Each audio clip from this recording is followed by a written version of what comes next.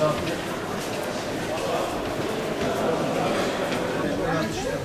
geliyor. Efendim nasıl? Bu şekilde hastayla beraber nasıl? Hastayla beraber. Bak şu an hala.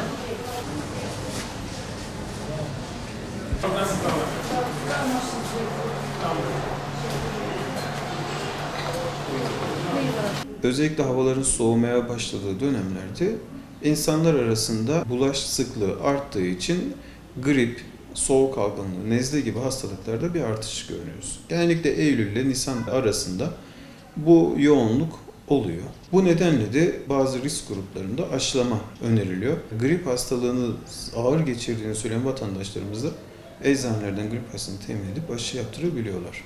Aşının özellikle Covid pandemisiyle ilişkili dönemde bağışıklığının daha zayıfladığı söylenen vatandaş grubu için yapılmasına bir mahsur yok. Aslında grip aşısı hastalığı daha rahat geçirmek için şu anda önerilen ve dünya genelinde kabul edilmiş bir koruma yöntemi. Bu bir hastalık değil ama bağışıklık sistemini zayıflatan bir durum olduğu için 65 yaş üzerinde insanlar, 5 yaş altındaki çocuk ve bebekler gebe hastalarımızda öneriliyor. Ayrıca tansiyon, kalp yetmezliği, diyabet gibi hastalıklarda grip aşısı öneriliyor.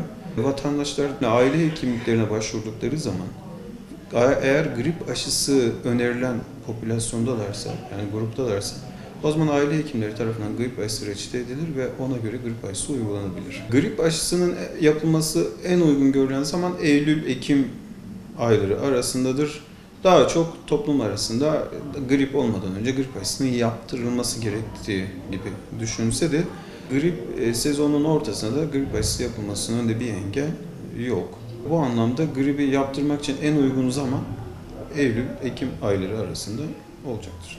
Grip aşısı yapıldığında bir daha grip olmayacakmış gibi bir algı var toplum içerisinde ama öyle değil.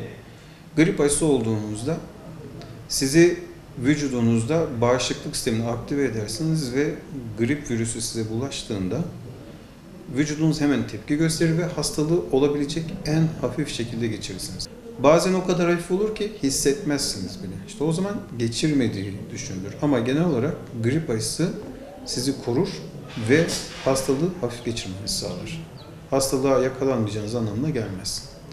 Aşının koruyuculuğu hakkında halk arasında bilinen en yaygın yanlış, yan etkilerinin kalıcı olduğu, kısırlığa neden, otizme neden olduğu gibi gerçeklikle alakası olmayan bazı iddialar mevcut.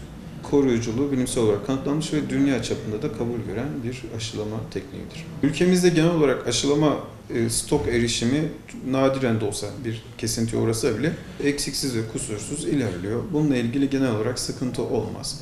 Eczanelerden aşılar temin edilebilir ya da aşının yapılıp yapılmayacağını ya da uygunluğunu değerlendirmesi için aile hekimliğine gidilip aile hekimliğinin grip aşısı yapılması uygundur ya da önerilen grupta olduğu düşünüyorsa onlardan alınan reçeteyle eczaneden ilaç temin edilebilir.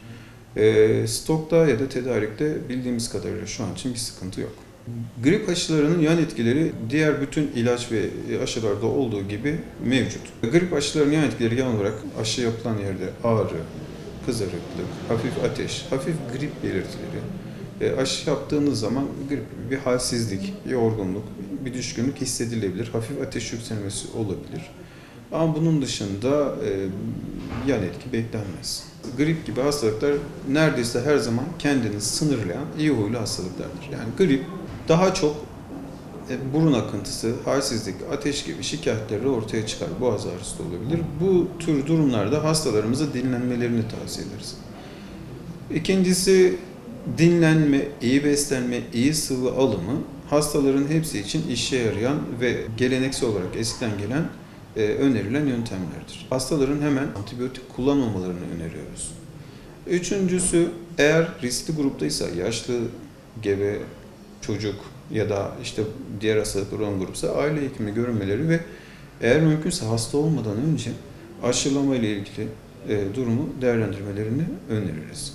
Bazı gruplarda maalesef grip ağır seyredebilir. Bu tür durumlarda hastanın genel durumunun kötü olduğu düşünülüyorsa hastaneye getirilmesini tavsiye ederiz. Grip bulaşını azaltacak önlemlere dikkat edilmesi bizim için çok önemli. Örnek veriyorum. Kalabalık bir ortamdasınız ve bir zemine dokundunuz. Yani mümkünse tabii kalabalık ortamda durmayın. Ama kalabalık ortamdaysanız, bir zemine dokunduysanız elinizi ağzınıza, burnunuza ya da gözünüze götürmeden önce yıkamış olduğunuzdan emin olmanız lazım. Çünkü virüsleri böyle bize bulaşmasına sebep oluyoruz. Yani bulaştan kaçınmak gerekiyor. Mümkünse kendimizi korumamız gerekiyor. Ve hasta olduğumuzda iyi dinlenmemiz gerekiyor ve antibiyotikten kaçınmamız gerekiyor. Bunlar önerebileceğim diğer öneriler. Evet, tamamdır hocam.